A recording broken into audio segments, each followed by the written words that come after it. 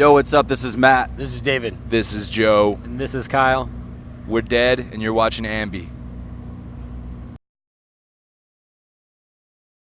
Hey everyone, it's Alicia from AMBY, and I would like to welcome you to our interview with DED. Hello. Hello. How are you? Awesome. How are the four of you doing? We're doing great. Doing awesome. Wonderful. Canada's beautiful. We're loving We're kind it. of saying there's not much to complain about. Beautiful day, amazing card going on, yeah? Yes. Good Yeah. lineup. Yes. That's right. Well, you're touring with Korn at the moment. How have things been going down? Amazing. They're awesome.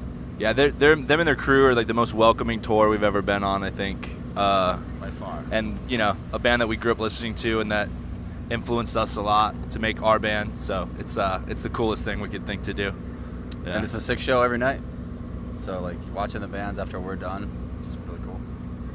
Well, it's a super exciting time to be in this band because the debut record, Thrope, is officially out. I know how much time and effort goes into putting out a release. So for you guys, is the anticipation now that it's all kind of settled, you're just feeling good?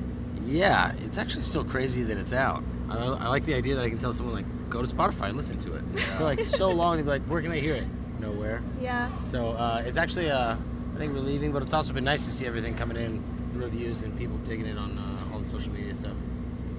I'm really digging the angst on a track like Hate Me. It's probably Yeah. my favorite off of the release. It's Badass. just really, really fun to sing along to. I was wondering what moment sparked that, because to me it's almost like a screw you to doubters. That's kind of what I take away from it. Yeah, I think, you know, when we're writing songs, especially the lyrics, it's really not like something we're trying to do on purpose. I think you just kind of the music creates an environment and you just write over it, you know. And so as we were writing it, we wrote that one with John Feldman. Shout out to John. What up, brother? Word.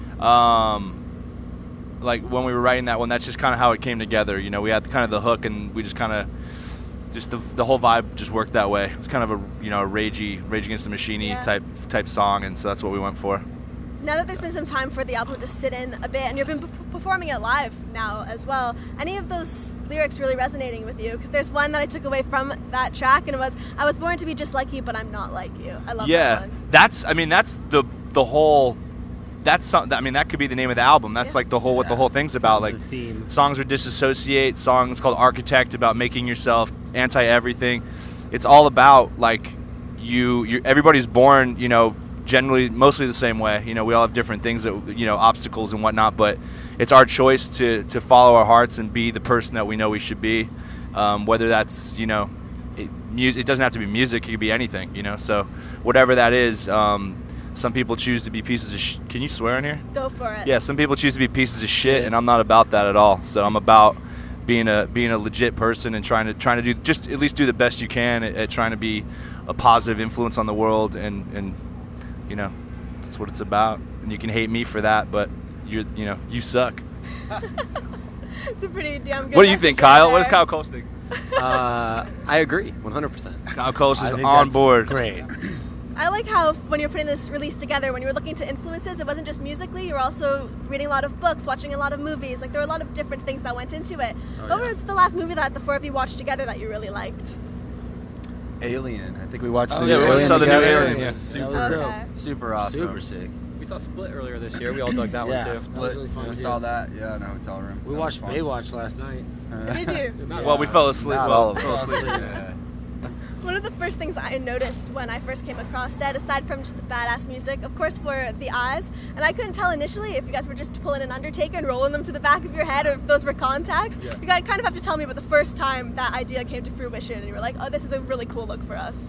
Yeah, I think it was in the early part of making the band, like before we played our first show. We've been doing the eye thing for about 2.5 years, 2 years. It was just something we wanted to do. We talked about doing masks. We talked about doing face paint and all kinds of shit, and that was something that we hadn't really seen a lot of bands do, was take away their eyes, because it tells you so much about what someone's thinking. I feel like you can take away their face, you can still see their eyes, you can see if they're happy or sad or angry or whatever. So and it looks sick, and you know, we're all into the horror movies and all that kind of stuff like that. So, you know, all the Knuckles, you want to get in the interview, bro? Yeah, you want to? Oh, who me? Like, no, I'm okay. No cameos. So yeah, it was just something, and then the reaction we got when we were doing it, like everybody, it's really unsettling for a lot of people. Like, they'll freak out. Some of them think you're blind, and it makes them feel uncomfortable to ask you if you're blind, and you know, we're not. But so it's just like an unsettling thing, and the music's supposed to make you feel a little uncomfortable, a little out of your comfort zone, and that adds to that. So that's what it's all about. Can any of you? Sorry, go ahead. No, just 100%. Can any of you actually roll your eyes to the back of your head, or have No, any other no. interesting tricks going on I between was the thinking, band I was like, that would be members? so We have- hard to do that for hours on end. Oh, yeah, Just that's Yeah, if you did that for the whole show, They'd just be stuck by the end They of would it. be stuck. so yeah. difficult.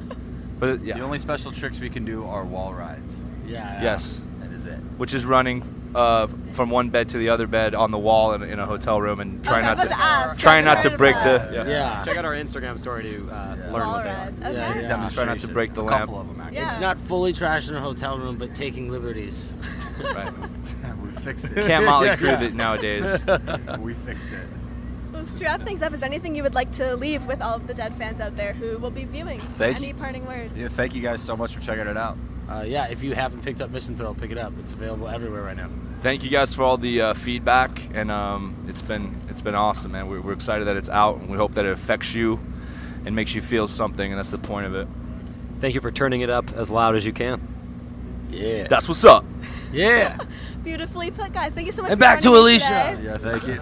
And remember Amby, to Amby. everyone viewing, you can visit us at musicblogger.com for all exclusive interviews, features, videos, and so much more. I guess the last thing to say is remember, stay dead. We'll see ya. Stay dead. Yes.